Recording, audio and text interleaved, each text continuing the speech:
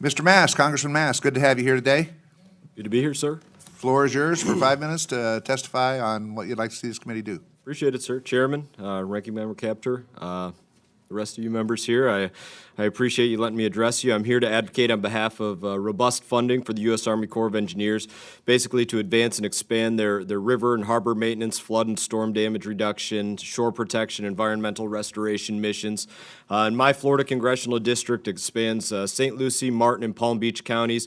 The most pressing issue that folks face, really, there are harmful and unnatural massive discharges, sometimes up to 7 million gallons of fresh water per minute that are directed by the Corps of Engineers out of Lake Okeechobee and into the heart of our coastal saltwater community. These discharges, they're imposed by the federal government, and they turn the St. Lucie River and our nation's, really the nation's most species-diverse saltwater estuary, the Indian River Lagoon, into an algae-infested, toxic waterway that surrounds hundreds of thousands of residents. And the resulting algal blooms, they kill beloved wildlife like manatees and dolphins.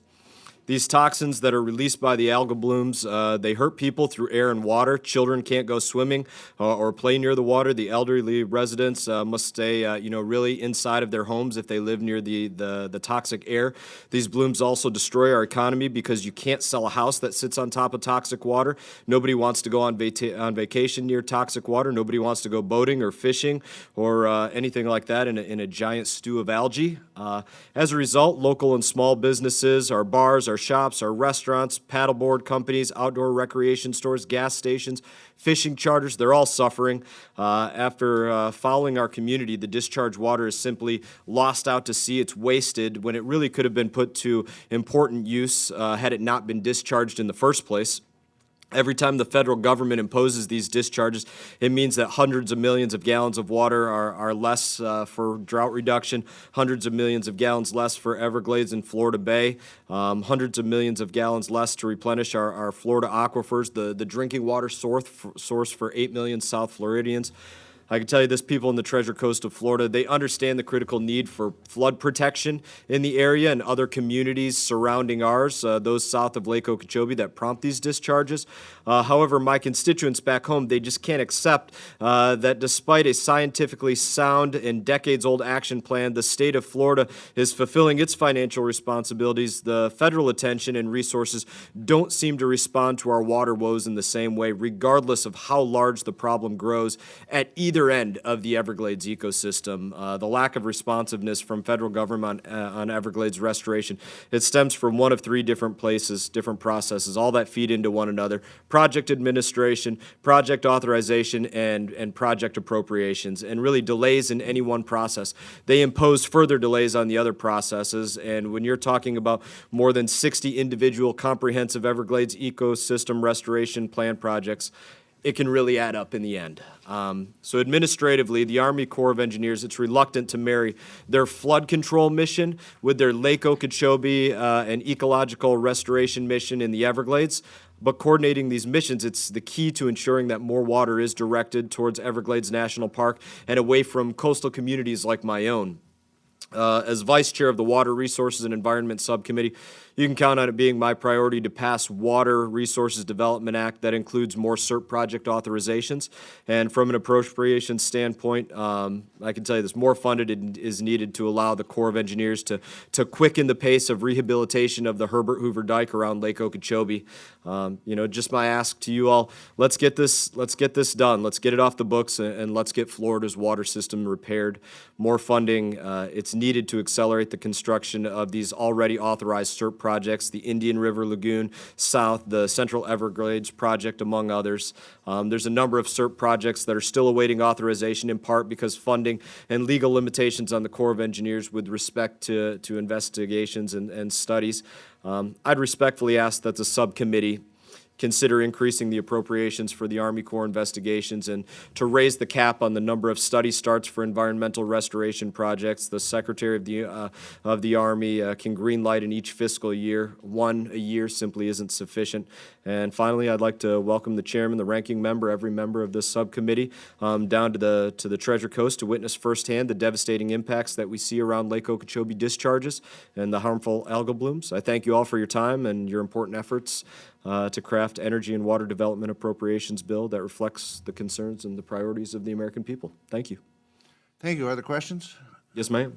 Mr. Kepter. Thank you. Mr. Chairman, Representative Mast, thank you so much for being here this morning. I wanted to ask you, you're in a really important position as Vice Chair of WRDA, of the Water Resources and Environment Subcommittee on Transportation and Infrastructure.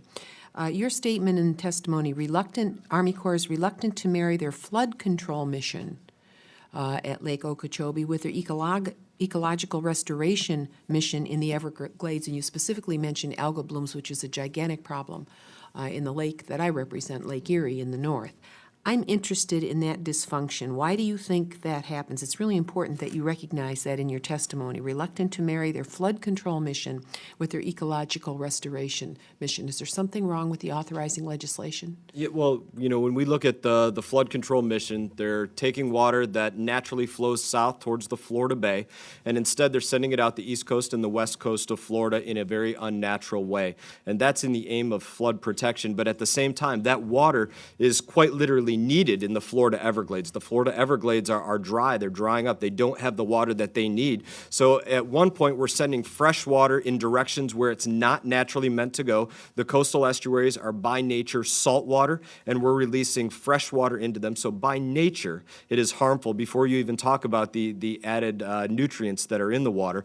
And that's water that's actually needed for ecosystem restoration further south, which is where we want to see it head to, and where all of these existing projects, should they be brought to completion, they will work towards moving that water south. And so unfortunately, when it's not prioritized in that way, we end up causing damage to both ecosystems, when sending water in one direction would really help both ecosystems. Were they badly designed in the beginning? When you talk about badly designed in the beginning, we're talking about going back, 100+ years to when Lake Okeechobee was dammed up to begin with, because it did used to naturally flow down to the Florida Bay, and so we're talking about a very, very old problem. But in that, yes, it's badly designed in that these projects are not being allowed to come to completion. The point that I make to people is this often when you're talking about the design of this. The Hoover Dam, not the Herbert Hoover Dike, that was the nation's biggest infrastructure project. That was built in 5 years. This project is literally taking decades. And when you consider how much smaller it is, that's something that should trouble every one of us, especially when you're talking about doing that kind of damage to both ecosystems. We have to prioritize, these projects, get them done, in orders, in the order that they give, so that we can see one after another come to completion and end up not harming both ecosystems in the end. And could you describe the source of the algal blooms? Yes. Nutrients? Yes, ma'am. So during primarily the summer months, when there's an excess of rain that fills up the Florida watersheds, as we know, most water flows south, so when you get water north of Lake Okeechobee coming in on the Kissimmee River, which was also an issue, it was straightened out by the Corps of Engineers. It used to run like a snake, but it was straightened out.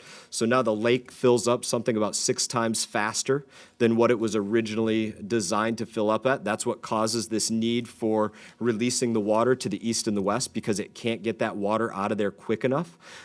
So when we get those summer rains and it fills up that much, and there's added heat, and that fresh water comes out into our coastal estuaries, that's how we get those algal blooms combined with the additional nutrients that are in this water. To which I would make this point: there are for the Florida Everglades, largely inhabited by snakes, turtles, alligators, and waterfowl. There are water standards for 10 parts per billion of phosphorus that can go down into the Florida Everglades. For the water that goes out to the east coast and the west coast of Florida, where there are hundreds of thousands of residents, there are no water quality standards. Now, that's a state issue, but that's something that should be very troubling. Does agriculture contribute to the nutrient loading? Without a question, when you have agriculture in and around, any area that feeds into the watershed, absolutely anything that goes on to those agriculture products are going to feed into that watershed. Not knowing your area, is it animal agriculture or is it vegetables or fruits? So there's a plethora of agriculture. You have, as I said, you have a watershed that feeds from, hundreds of miles of, north, from 100 miles north, near the Kissimmee River. That feeds in all the agriculture surrounding that feeds into Lake Okeechobee. All of the agriculture fields, there's an entire area surrounding Lake Okeechobee called the Everglades Agricultural Area. It's all farming, and all of those areas and what's put on those crops, absolutely, that plays a role into what's going into Lake Okeechobee and what's spilling out into the coastal I estuaries. thank the gentleman. I thank the chairman for your indulgence because Congressman Joyce and I share a very serious issue in Lake Erie, shallowest of the Great Lakes, that is moving toward death right now as we sit here. And it drains the largest watershed in the Great Lakes region. And all the instrumentalities we have not put us on a pathway to really solve that problem fast enough. And so I look at your area and I'm listening and I'm saying, there's some similarities here. In this 21st century, we have to look at these watersheds and we have to have a different way of approaching them more quickly. And we don't have that mechanism yet. Some of our prior witnesses talked about the state government having responsibility for certain projects, working with the federal government, then the federal government doesn't fund its share. But this is a 21st century problem. And we don't have the proper structure to move quickly enough. So I appreciate your testimony, and I May I give you one appreciate other the point chair's on that? indulgence. Yes. Just on your point just now, when you look at ERDC, energy, or rather, engineering, resource, and development, where they basically do all the testing for projects surrounding the Corps of Engineers, they don't have, the robust resources to go out there and pursue research into ways to fix your algal blooms, my algal blooms, those that go on down in Louisiana, at the massive level that we see them. When we're talking about cleaning a fish tank, yeah, that's something that we can do, but when we're talking about a rate at 7 million gallons a minute or whatever it is that you may experience up there or whatever it is that they experience down, along the Mississippi and other places, I think this would be a great place as well to put research in, being that it's affecting so many different areas. And your statement, that's why I was interested in, reluctant to marry their flood control mission with their ecological restoration mission. That's a very insightful contribution to thinking about this. In our area, we have the problem that stretches over 3 states and a part of another nation. And so we can't get our arms around it. And yet we know it's happening, and we're not responding quickly enough. So thank you, Mr. Chairman. Thank you. Thank you for being here today. We appreciate Mr. Chairman, can I- Mr. Joyce. When you're talking about Lake Okeechobee, the diversion of the water east and west, is that because of the potential of the failure of the dike? That's exactly correct, sir. So you have, after Hurricane Katrina, the Corps of Engineers went around and assessed dikes around the country. The dike around Lake Okeechobee was determined to be one of the worst dikes existing around the country, and so that's where they determined, based on, there's a LOR schedule, Lake Okeechobee regulation schedule. It determines the height at which you can keep the lake. They decided they had to keep it at a lower level, and that's where they, really in a massive scale started distributing water out the east coast and the west coast of Florida in a very unnatural way. Like I said, fresh water, and we all know what a commodity fresh water is in many parts of this country, going out simply lost into saltwater estuaries where it's very damaging. I'm one to believe that's our version of oil, fresh water, a potable water supply, and the idea that you're sending it out east and west. The other problem would be if I heard you correctly, that this is a collection, if you will, of agricultural discharge.